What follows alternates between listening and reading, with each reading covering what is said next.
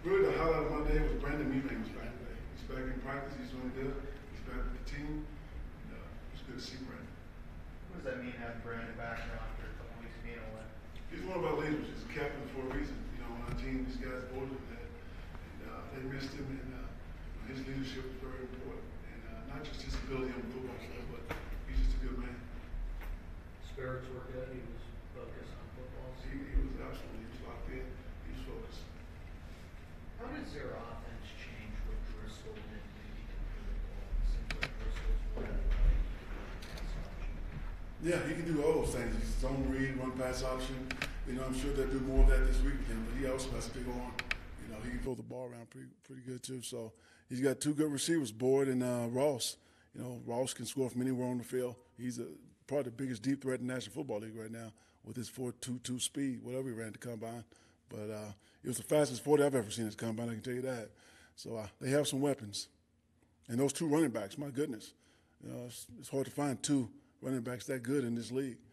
And so. How much of a drop-off when you go from Dalton to a backup?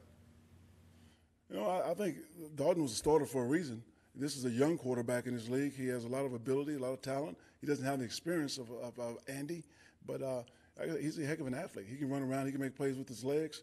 He can throw. He has a big arm. Coach, you mentioned the two running backs. Can you expand a little bit on what makes Mixon so good? You know, his power.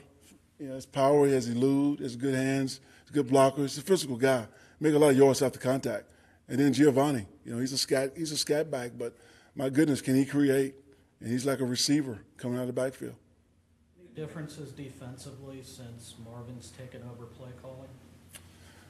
Not a whole lot, to be honest with you, but you can see Marvin's style back when Marvin was a coordinator. You can see some of the things he's doing. And, you know, and that defensive line is as good as any we've seen all year with Atkins and Dunlap and Johnson and those guys. You know, they're making plays. I think they have 14 sacks between the both of them, those two.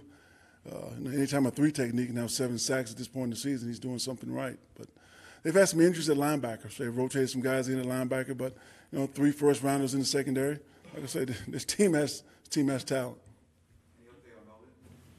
You know, Melvin's getting better. He ran around on the side today for the first time, so he's getting better. Do you expect Brandon to sort of step right back into his role he was in? Well, he's been gone for 2 weeks, so, you know, we will have to watch his reps a little bit, but, yeah, he will start the game.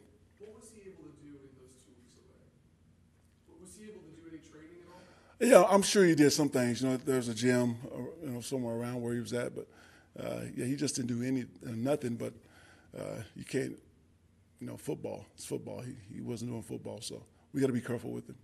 And what did you kind of see from that run defense? Obviously, got away from it a little bit in the second half, but against the Steelers, what did you see from that run defense?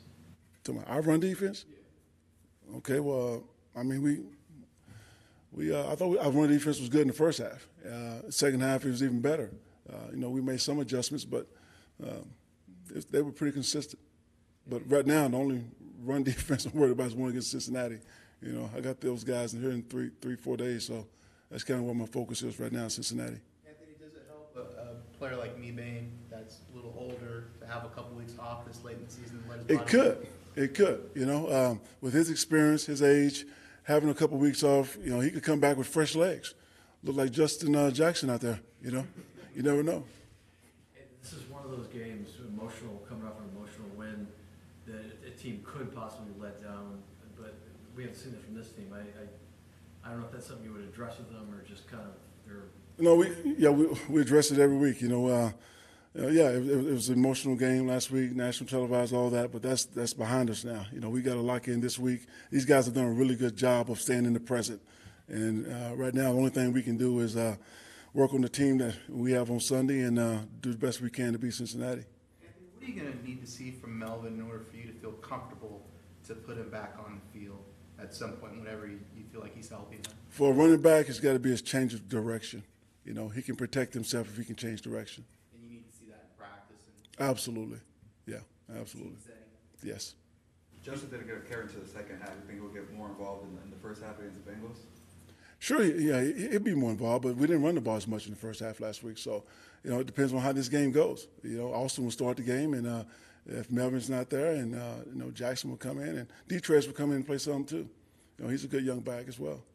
Do you guys feel like you need to change up some signals now that you guys face Hugh Jackson, who was Cleveland's head coach at the beginning of the season? Do you feel like you have to switch anything up? No, we do that. We do self-scout, and we change those things like every 2 weeks anyway. So, that's not a big deal. We're at the point of the season where you start to go up against teams that are either out of it or on the brink of being out of it, kind of like the Bengals. What is your general approach when you face teams like that? Teams, it's NFL. Guys have pride. They're NFL players, and you got to prepare for them like everybody else, whether they're in it or out of it. But this team is dangerous because this team needs to win out, to get in as a wild card probably. So their playoffs basically start this week. So we have to be aware of that, the urgency that they're going to play with, and what they're going to bring to the table. What's your relationship like with Marvin Lewis? It's good. It's good. I've known Marvin for a long time. He's a good football coach. Obviously, he's been in Cincinnati forever, but it's a good relationship. Occasional golf play? We haven't played golf together, but I hear he's pretty decent. Common friendship there because of how close him and Rex are? I knew Marvin before I knew Rex, to be honest with you, so we've just known each other for a while. With this with the injuries they've had at linebacker, does that make the run defense more susceptible, or? It could, but their backups have come in. They've done a quality job, but their defensive line, like I said, their defensive line is pretty deep. They're getting up in age a little bit, but that group at one time was the best in the league, and they're not far from it right now. Is there anything definitive on Ken was in that situation? No, not at all. How much consideration with you playing a short week with Melvin in regards to his availability, considering that the way your schedule plays out? Well, he'll get back on the field as soon as he's ready because, we miss him. We need him. But we're going to make sure that he's right before he gets back on the football field.